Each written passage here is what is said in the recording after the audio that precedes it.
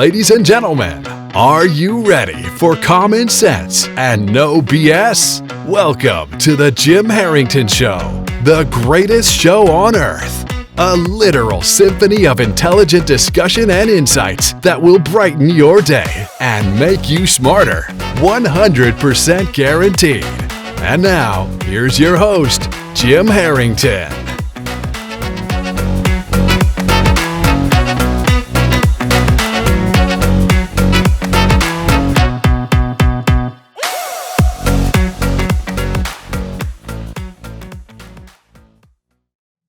Hi, I'm Jim Harrington. Welcome back to the Jim Harrington Show, also known as what, Liam? The greatest show on earth. We're going to talk about courage today. John F. Kennedy was a hero of mine when I was a kid. He was assassinated before I was born, but my parents, who were good Democrats, gave me a book about him.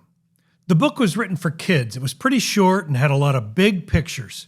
I read that book probably 100 times. My dad told me he'd gone to see Kennedy at a campaign rally at the high school stadium in my hometown here in Ohio before I was even born. I remember how proud my dad was that he'd seen the man who would become the 35th president of the United States. If Kennedy was good enough for my dad, he was good enough for me. Back then, almost 60 years ago, men didn't leave the house without a hat. Both of my grandfathers always wore hats with these little bow ties or feathers on the side. That book my parents gave me said that Kennedy didn't wear a hat. I loved that. I wasn't even 10 years old, but I related. A little rebellion was very appealing to me. Kennedy didn't wear a hat? That's my guy. Before John F. Kennedy was president, he wrote his own book. It was called Profiles in Courage.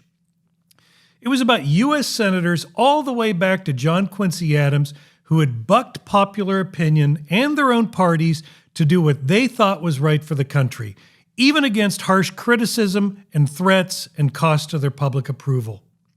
It's really tough to go against the crowd. Nobody likes to be singled out and called names or humiliated or, God forbid, cast out from the group. We're hardwired to be that way, I think. Probably goes back to the caveman days. We all go along with the group, we stay with the group to survive. Which is weird, because some of the biggest inflection points in history have been because of people who had the courage to stand up against the crowd and go in a whole new direction. 500 years ago, everybody thought the earth was the center of the universe and that the sun and everything else revolved around the earth. This was mostly because the Catholic Church said, that's just the way it is. Back in those days, if you challenged the church, you ran the risk of being called a heretic and maybe burned at the stake in the middle of town as a lesson to others to shut the hell up and don't you dare question things. Nicholas Copernicus was a guy who stood up and bucked the system. Copernicus was a Polish astronomer who stared up at the night sky 500 years ago with just his eyes. And he made some calculations and he said, hey, I got some evidence here that suggests maybe it's the other way around. The earth revolves around the sun. He was denounced as crazy. How dare he question things? 50 years later, Galileo actually had a telescope to look up at the night sky. Galileo did some calculations too, and then he wrote a book called On the Revolutions of the Heavenly Spheres that said that the universe was heliocentric, which is just a fancy way of saying that the earth and the other heavenly spheres revolved around the sun, not the other way around. He kept writing things in support of his theory, and this really pissed off the church. How dare he question things? Well, the Roman Inquisition banned his books and ordered Galileo to publicly abjure, curse, and detest his own writings, and then they put him under house arrest for the rest of his life. But it was too late. Galileo had rung a bell that couldn't be unrung.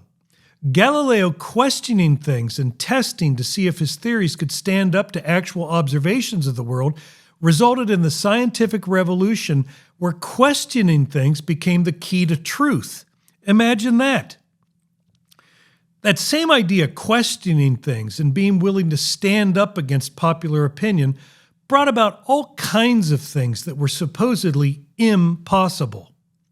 Just 400 years after Galileo, Orville and Wilbur Wright made their first flight at Kitty Hawk, even though people said there was no way a machine heavier than air could fly like a bird. Just 65 years after that, we walked on the moon.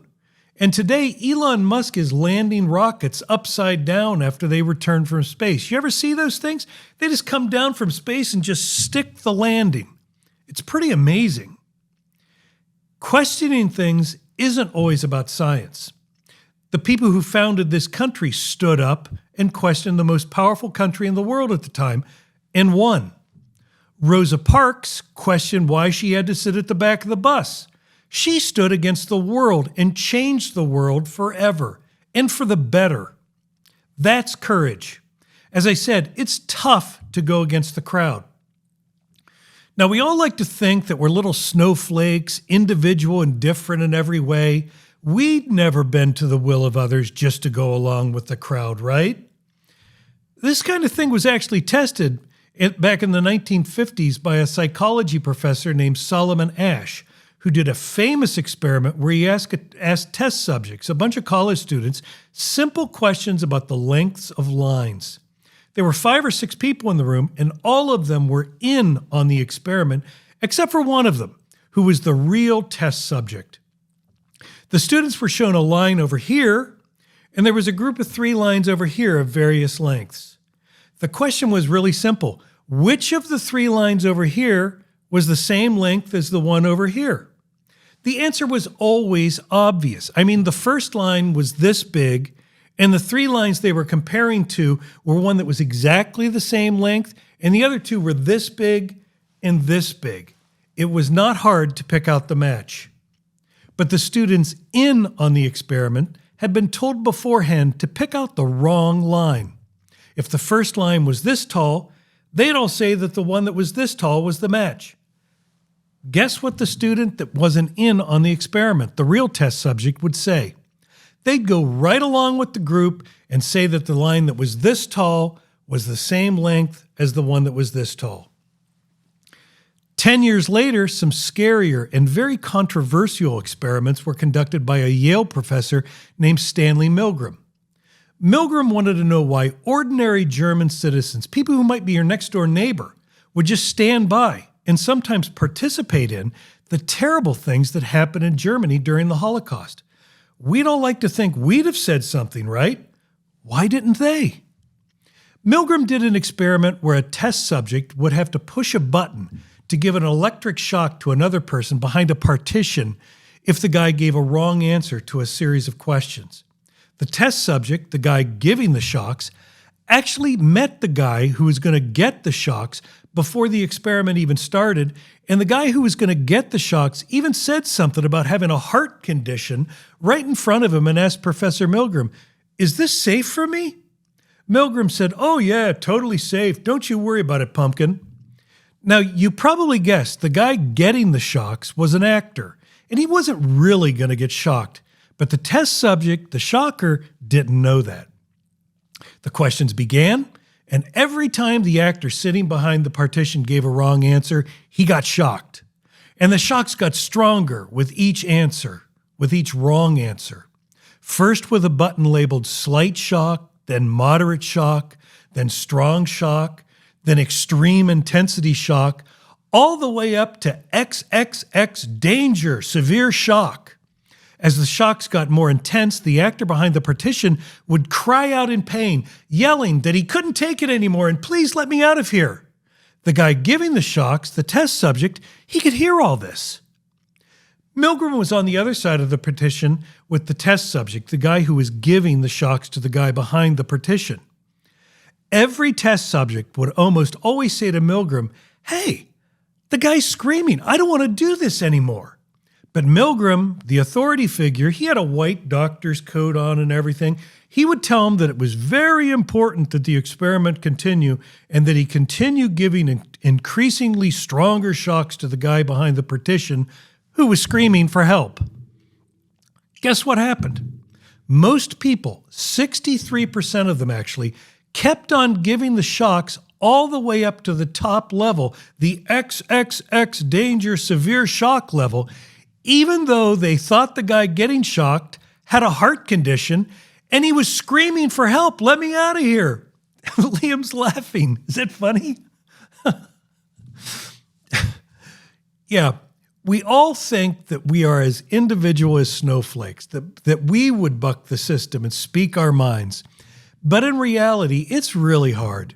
It takes real courage to buck the system, to speak our minds when the crowd is against us, to state the obvious, to stand up to the authority figure in the white coat telling us to do just as we're told. And that brings us to Robert F. Kennedy Jr. and his speech on August 23rd, where he endorsed Donald Trump. He did this against the full force of the media and the Democratic Party, and even his own family, shouting him down, denouncing him, and calling him a wacko. Whatever you think of RFK, this took courage. It was the same kind of courage that his uncle, John F. Kennedy, wrote about in his book, Profiles in Courage. RFK said that the Democratic Party that he grew up with, the party of his uncle, President John F. Kennedy, and his dad, Robert F. Kennedy, used to be the party that stood against authoritarianism, against censorship, against colonialism, against imperialism, and against unjust wars. We were the party of labor and the working class. We were the party of government transparency and the champion of the environment. Our party was the bulwark against big money interests and corporate power. True to its name, it was the party of democracy. He said he left today's Democratic Party because it had departed so dramatically from the core values that I grew up with. It had become the party of war, censorship, and corruption. In the name of saving democracy, a Democratic Party set itself to dismantle it. He said the Democratic National Committee, the DNC, used lawfare to throw him and other candidates off the ballot and used DNC-aligned judges to try to throw President Trump, Biden's political opponent, in jail. And when it became obvious that Biden was completely out of it and not going to win, he said the Democratic Party had appointed a successor without an election. They installed a candidate who was so unpopular with voters that she dropped out in 2020 without winning a single delegate and had not appeared in a single interview or an unscripted encounter with voters for 35 days. RFK said this was, and this is a quote, profoundly undemocratic. RFK said that what alarms him the most about today's Democratic Party is its resort to censorship, media control, and weaponization of federal agencies. When a U.S. president colludes with or outright coerces media companies to censor political speech, it's an attack on our most secret right of free expression. And that's the very right upon which all of our other constitutional rights rest. Who's freer today? America, the so-called beacon of freedom, or Russia? Kennedy had some thoughts on that too. President Biden mocked Vladimir Putin's 88% landslide in the Russian elections, observing that Putin and his party controlled the Russian press and that Putin prevented serious opponents from appearing on the ballot. But in America, the DNC also prevented opponents from appearing on the ballot. Those are strong words, but if you think about it, they'll even do the opposite, not allow someone to withdraw from the ballot if they think it'll help them. Whatever it takes, right? Democrats right now are fighting tooth and nail to keep RFK on the ballot in two key battleground states, Wisconsin and Michigan, even though Kennedy says he withdraws from the race and he doesn't want his name on the ballot. Why? Because their polling shows that if RFK is on the ballot in these states, it'll siphon votes off Trump. Very Russia-like. Kennedy took no prisoners in his comments about the U.S. media, the free press that's supposed to speak truth to power and function as a backstop to government overreach. He said, the mainstream media was once the guardian of the First Amendment and democratic principles, but has since joined the systematic attack on our democracy. Also, the media justifies their censorship on the grounds of combating misinformation. But governments and oppressors don't censor lies. They don't fear lies. They fear the truth, and that's what they censor. He quoted a federal judge who said in a ruling against the Biden administration that the White House's censorship project was the most egregious violation of the First Amendment in the history of the United States of America. Long story short, Robert F. Kennedy, son of Bobby Kennedy and nephew of my childhood hero, President John F. Kennedy, has apparently had enough. It's apparently dawned on him that one side trying to control who's allowed to speak and who isn't allowed to speak has turned the party of his dad and uncle into a party that would fit in better in Russia. Strong words. Unexpected words, too. In America today, we become used to just keeping our heads down and shutting up, not bucking the system in any way, even to the point of being afraid to like a meme on Facebook that pokes fun at the status quo. Did you know that today in England, they're literally putting people in jail for years for doing that? Liking or sharing the wrong meme on Facebook? True story. And it's all about power.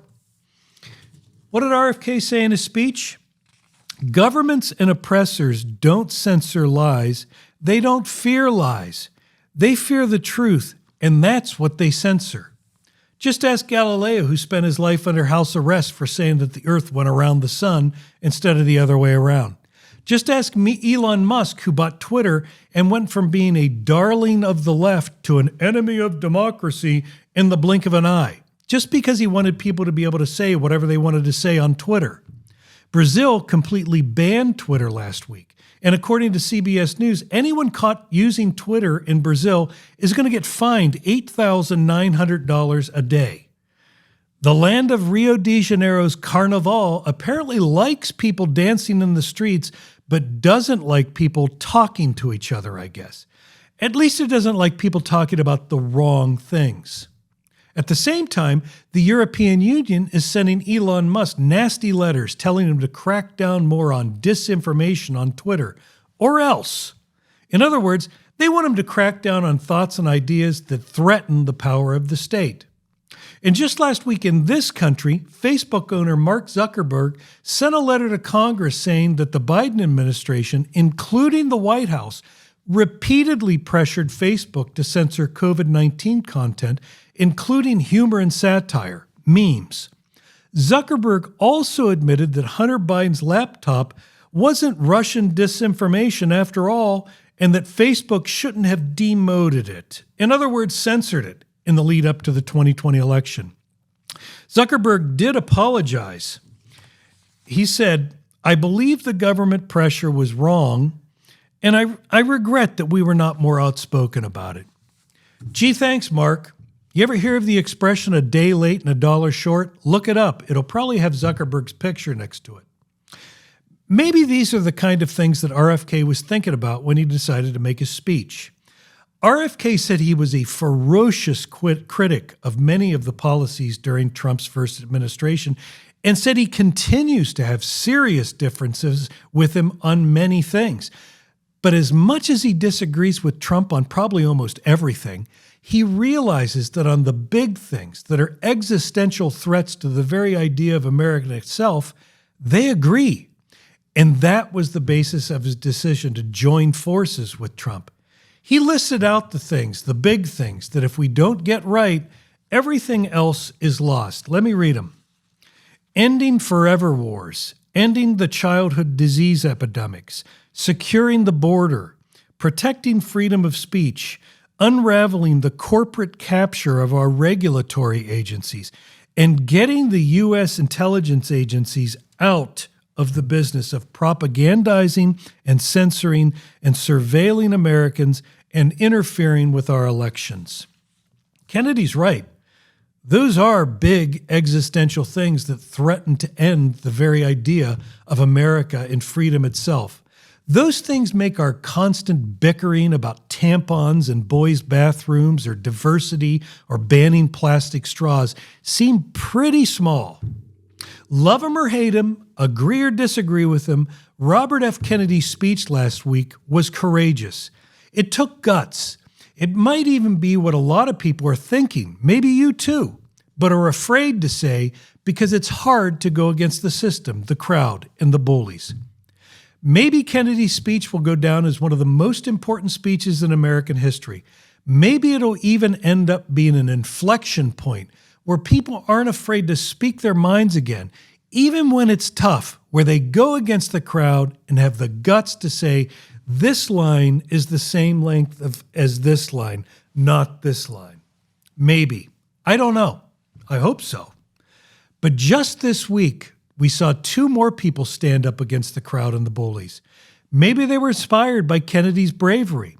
Gloria Romero stood on the steps of California's Capitol and said, "In this Capitol behind me, I served as both Democratic caucus chair and the Senate majority leader. Today, I say goodbye, adios, I've had enough. This is not the Democratic Party I once championed. I do not recognize it anymore, and I cannot continue." Alan Dershowitz was a professor at Harvard Law School for 50 years and is a self-described liberal Democrat. He said a couple days ago, "I cannot be associated with the party that features as its speakers AOC, Al Sharpton, Liz Warren, and Bernie Sanders." Dershowitz said those speakers are anti-Jewish and anti-Israel. I guess he couldn't believe that they were actually invited to speak at the Democratic National Convention, and the fact that they were invited spoke volumes about where the party was headed, or maybe what the party's already become. He finished up with, "That's not my party. I am no longer a Democrat." Whatever RFK's speech ends up being, one thing I know it was a profile in courage, old school American courage. Kennedy stood up and said what he believes is right for his country against the full force of the media and the Democratic Party and even his own family shouting him down, denouncing him, and calling him a wacko. No matter what those knuckleheads say, I have a feeling that his uncle, John F. Kennedy, 35th President of the United States and my childhood hero, the guy who refused to wear a hat when everybody else did, and his dad, Robert F. Kennedy, are looking down on him now and are beaming with pride. And with that, that's the end of this episode of The Jim Harrington Show. I really hope you liked it. Now you know who my childhood hero was, John F. Kennedy. He's still one of my heroes. I still have the Kennedy half dollars that I collected when I was a kid. You know the ones that had the little X on the neck where he was shot. Ugh. Now there's two big things I wanted to get across in this episode. The first is that questioning things is what corrects things, makes things better, moves us forward. Without questioning things, Elon Musk wouldn't be landing rockets upside down after they returned from space. Without questioning things, we'd all still be living in caves. And the second thing is more of an assignment for all of us. And it's pretty simple. The next time somebody says to you, this line is the same length as this line, have the courage to say, no, it's not. This line is the same length as this line. And I didn't forget, in my last episode, I said that I'd introduce you to my dog, Henry. Who's your favorite dog, Liam? Henry. Henry. Why don't you bring Henry over here, Liam? Henry. Where is he? Henry, you want a treat? Come on, honey. Come on. Oh. Henry's a Rhodesian Ridgeback, 113 pounds. Oh, look at this. Oh. Henry. He's a big dog. He is a big dog. Liam, why don't you explain to everybody what you do around here? That's funny because I run things around here since he doesn't know what he's doing. And that's the truth.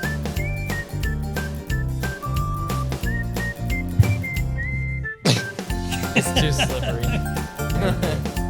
They're not stuff up there Don't now. His tail.